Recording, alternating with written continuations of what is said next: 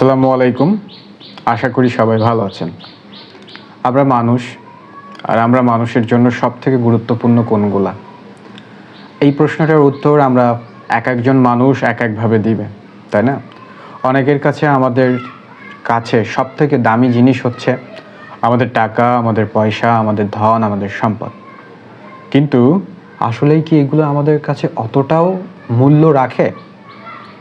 বিষয়টার উত্তর হবে না। আমাদের জীবনে আরও বেশ কিছু জিনিস আছে যেগুলো ভ্যালু আমাদের কাছে অনেক, যেগুলো হয়তো আমরা সাদা চোখে বা খালি চোখে দেখতে পাই না, কিন্তু আমাদের দৃষ্টিভঙ্গি যদি স্বচ্ছ করি, দৃষ্টি যদি সুন্দর করি, তাহলে সেই জিনিসগুলোর মূল্য আমাদের কাছে অমূল্য। তার কোনো দাম হয় না, তার নাম নির্ধারণ হয় না, এত দামি সেই জিনিসগুলো। এক নম্বরে, আপনার পছন্দের মানুষ কিংবা আপনার পরিবারের সাথে আপনি সময় কাটাতে পারছেন কিনা।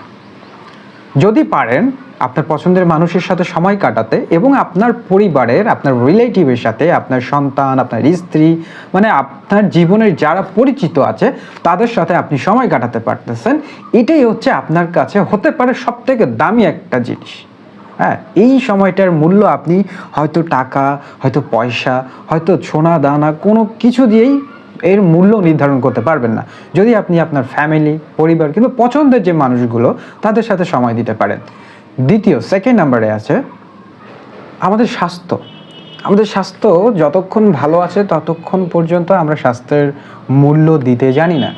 যখনই আমরা একটা কথায় বলে, যতক্ষণ আছে দাঁত আমরা দাঁতের মর্ম বুঝি না, যখন চলে যায় তখন আমরা এর মূল্যটা বুঝি।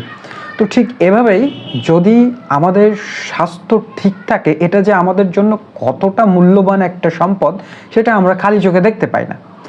এই কথাটা হচ্ছে খুবই কার্যকর, যে অনেক মানুষ আছে যারা স্বাস্থ্য ঝুঁকিতে পড়ে, অনেক রোগে পড়ে ভুগতেছে, তারাই বুঝতেছে আসলে স্বাস্থ্যের গুরুত্ব কতটুকু। কিন্তু আমরা যারা সুস্বাস্থ্যের অধিকারী আছি, যারা আমরা স্বাস্থ্যবান আছি এখনো পর্যন্ত, তারা নিয়মিত আমরা স্বাস্থ্যের যত্ন নিই তো না, বরঞ্চ যেভাবে ক্ষতি করার সব দিক থেকে ক্ষতি করে যাচ্ছি। এমন একটা জায়গা নয় যেখানে বাদ দিচ্ছি স্বাস্থ্যের ক্ষতিকর, সব দিক থেকেই ক্ষতি করে যাচ্ছি। তো এটা হচ্ছে একটা পয়েন্ট। যদি আপনি সুস্বাস্থ্যের অধিকারী হন, এটা যে আপনার জন্য কত বড় নিয়ম। বরং কথায় আছে যে আপনার হাত আছে, আপনার যদি পা আছে, যদি এই জিনিসগুলো আপনি পরিপূর্ণ একজন মানুষ হন, তাহলে আপনি আলহামদুলিল্লাহ বলেন, আপনার ধন সম্পদের আর দরকার নাই। তাহলে সেকেন্ড নাম্বারে এটা গেল যে যদি আপনি সুস্বাস্থ্যের অধিকারী থাকেন, এটা আপনার জন্য যে কত বড় দামি একটি সম্পদ, সেটা আপনি অর্থের পরিমাপে কখনো মূল্যায়ন করতে পারবেন না। তৃতীয় নম্বরে, নিজের ইচ্ছা বা খুশি মতো এই যে প্রকৃতি আছে আমাদের চারপাশে, মানে আমরা তো জীবনে কখনো রাস্তা দিয়ে যাই, আমরা কেউ অফিস করি, কেউ আদালত করি, বড় অফিসার, কেউ ডাক্তার, কেউ ইঞ্জিনিয়ার, কিন্তু আমরা কখনো চারপাশটা খেয়াল করে দেখি না। আমরা যাচ্ছি রাস্তা দিয়ে, কিন্তু রাস্তাটাকেই খেয়াল করি না। আমরা যাচ্ছি একটা সুন্দর গাছের নিচ দিয়ে, কিন্তু গাছটাকে কখনো আমাদের খেয়াল করা হয় না যে গাছটা কত সুন্দর, একটা নিয়ামত। আমরা কখনো অবজারভেশন করি না আমাদের চারপাশের প্রকৃতি কত সুন্দর। তো আমি থার্ড নাম্বারে এই কথাটা কেন বলছি, যদি আপনি ইচ্ছা মতো, যদি আপনার মন চায় যে আপনি একটা জায়গায় ঘুরতে যেতে ইচ্ছা করলো, আপনি সেখানে ঘুরতে গেলেন, আপনি আল্লাহ তাআলার প্রকৃতির এই যে নিয়ামতটা, এটা উপভোগ করলেন, এই সৌন্দর্য উপভোগ করলেন খালি চোখ দিয়ে, আপনার নিজের এই যে চোখ আছে, যে চামড়ার চোখ যেটা, এইটা দিয়ে উপভোগ করুন, মোবাইলে না, নট এন মোবাইল। আপনি হচ্ছে চামড়ার চোখ দিয়ে যদি সেটা উপভোগ করার ক্ষমতা বা এই যে পাওয়ারটা আপনার থাকে, আমার এখন মন চাইলেও আমি একটা জায়গায় দেখতে যাচ্ছি, আমার এখন মন চাইলে আমি জানালাটা খুলে আমার বাইরে যে প্রকৃতিটা অপরূপ সৌন্দর্য, কোকিল ডাকছে, পাতাগুলো দুলছে হাওয়ায়, এগুলো আমি অবজারভেশন করছি, ভাবছি, দেখছি, আমার মন উৎফুল্লিত হচ্ছে, এটা দেখার ক্ষমতা, এটাও একটা বড় একটা ধরনের সম্পদ আপনার জন্য। এই সম্পদের যে একটা মান আছে বা দাম আছে, এই দামটাও আপনি কোনো টাকা পয়সা, ধন সম্পদ দিয়ে নির্ধারণ করতে পারবেন না। এটা অলৌকিক একটা সম্পদ আপনার জন্য, অলৌকিক একটা দামি সম্পদ আপনার জন্য। চতুর্থ নম্বরে, আপনি পর্যাপ্ত ঘুমানোর মতন ক্ষমতা রাখেন কিনা। যখন রাস্তা দিয়ে চলাফেরা করি না, অনেকেই বলে, অনেক নিম্ন কোয়ালিটির মানুষও বলে, অনেক উচ্চ কোয়ালিটির মানুষও বলে, বা প্রায় মানুষের মুখে আমি বলতে শুনি যে টাকা আছে, পয়সা আছে, ভালো বেড আছে, ঘুমানোর জায়গা আছে, ফোম আছে, এসি আছে, কিন্তু ঘুম নাই। মানে সব কিছু আপনি কিনতে পারবেন, কিন্তু ঘুম কিন্তু আপনি কিনতে পারবেন না।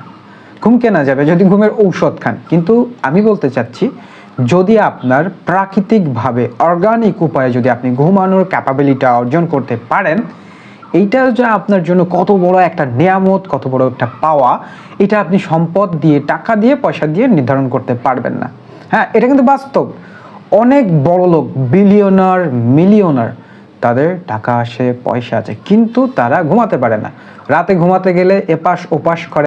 এজন্য আমি বলতে চাচ্ছি, যদি আপনার অর্গানিকভাবে, স্বাস্থ্যসম্মতভাবে রাতে, দিনের বেলায় নয়, রাতে কোনো ঔষধ ছাড়া ঘুমানোর ক্ষমতা, ক্যাপাবিলিটি যদি আপনার থাকে, এই যে কত বড় একটা নেয়ামত বা আপনার জন্য কত বড় দামি একটা সম্পদ, এটাও আপনি অর্থের পরিমাপ করলে আপনি তার মূল্য নির্ধারণ করতে পারবেন না। কারণ এটা খুবই গুরুত্বপূর্ণ হিউম্যান বডির জন্য, এবং আপনার এটা একটা অলৌকিক পাওয়া, এটা আপনার জন্য একটা বিরাট সম্পদ। আপনি ঘুমাতে পারেন পর্যাপ্ত পরিমাণে। পঞ্চম নম্বরে আমি যেটা বলবো, সেটা হয়তো আপনি বুঝতে পারেন, নাও বুঝতে পারেন, কিন্তু এটা অতি গুরুত্বপূর্ণ আপনার জীবনের জন্য। আপনার এই যে লাইফটা আপনি বিল্ড করছেন, এই যে লাইফটা আপনি পেয়েছেন সুন্দর, এটার জন্য। আচ্ছা, আপনি কি চিন্তা করতে পারেন খুব সুন্দর করে? হ্যাঁ, অনেকেই কিন্তু পারে না চিন্তা করতে। আপনি চিন্তা করতে পারেন, এটা আপনার জন্য একটা বড় সম্পদ। আর সেই চিন্তাটা কি চিন্তা? দুশ্চিন্তা নয়, সুচিন্তা, কুচিন্তা নয়। সুচিন্তা কি? আমার সুন্দর একটা ফ্যামিলি আছে, আমি আগামীতে কি করব, এটা আপনি এটাকে কিন্তু আবার প্ল্যানিংও বলতে পারেন। চিন্তা করা বা প্ল্যানিংও বলতে পারেন, যে আমি আমার লাইফ নিয়ে প্ল্যান করি। জীবনের প্রত্যেকটা দিন আমাদের মাঝখান থেকে চলে যাচ্ছে বিভিন্ন কাজে, চাকরির প্রেশার, ফ্যামিলির সাথে, সবার সাথে। এর মধ্যে নির্দিষ্ট একটা টাইম আমাদেরকে বের করে চিন্তা করতে হয়। আর যেই চিন্তা যদি আপনি করতে পারেন, যে আপনার অর্গানিকভাবে একটা চিন্তা যদি আপনার মাথায় চলে আসে, যে আমার ফ্যামিলির জন্য আমি সামনে এটা করব, আমার অফিসের জন্য আমি এটা করব, দিস ইজ প্ল্যানিং। যে তারপরে হচ্ছে আমি আমার জন্য, আমার নিজের জন্য এটা করব, আগামী 10 বছর পর আমি এটা করতে চাই, যদি আল্লাহ তাআলা বাঁচিয়ে রাখে। তারপরে হচ্ছে ফ্যামিলির মেম্বারদের নিয়ে, বাচ্চাদের নিয়ে, ওয়াইফের নিয়ে, মা বাবাকে নিয়ে আপনি কি করতে চাচ্ছেন, প্ল্যান করতেছেন, চিন্তা করতেছেন, অর্গানিক উপায়ে এটা ভাবতে পারতেছেন। এটাও আপনার জন্য বড় একটা নিয়ামত, যদি আপনি এটা চিন্তা করতে পারেন। কিন্তু আপনি হচ্ছে বাইরে থেকে আসলেন, কাজ করে আসলেন, এসেই মোবাইলটা নিয়ে গান শুনলেন কিংবা কোনো ভিডিও দেখতে দেখতে ঘুমিয়ে গেলেন। এটা নট এ ফর আপনার জন্য, এইটা আপনার জন্য কোনো সম্পদ নয়।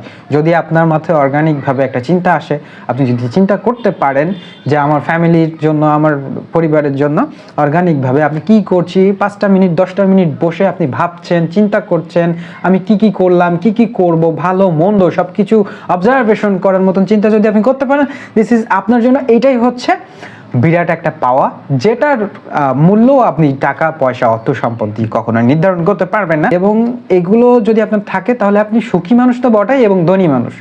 আপনার এই যে পাওয়ারগুলো যদি থাকে, আপনি ধনী মানুষ নিঃসন্দেহে। আমি এই ধনী, কোন ধনীর কথা বলছি আপনারা নিশ্চয়ই বুঝতে পারতেছেন। আমি কিন্তু একবার টাকা পয়সার কথা বলি নাই। আপনার লাইফ, সুন্দর একটা জীবন, এই জীবনে আপনি অনেক ধনী। আর আপনার যেই ক্যাপাবিলিটি, এই যেইগুলো কথা বললাম, এই যেইগুলো আছে, সেগুলো আপনি কোটি টাকা দিয়েও কখনো কিনতে পারবেন না। এই 5টা জিনিস যদি আপনার থেকে থাকে, আপনি অনেক অনেক অনেক হ্যাপি আছেন। আবার বিশ্বাস করেন ভাই, আপনি হচ্ছে ওই যারা অনেক টাকা পয়সা আছে কিন্তু ঘুম নাই, ওদের পর্যায়ে যেতে চান না। এই গুণগুলো যদি আপনার ভিতরে থাকে, মহামূল্যবান গুণ, তাহলে আপনি হ্যাপি থাকেন এইগুলো তো নিয়ে।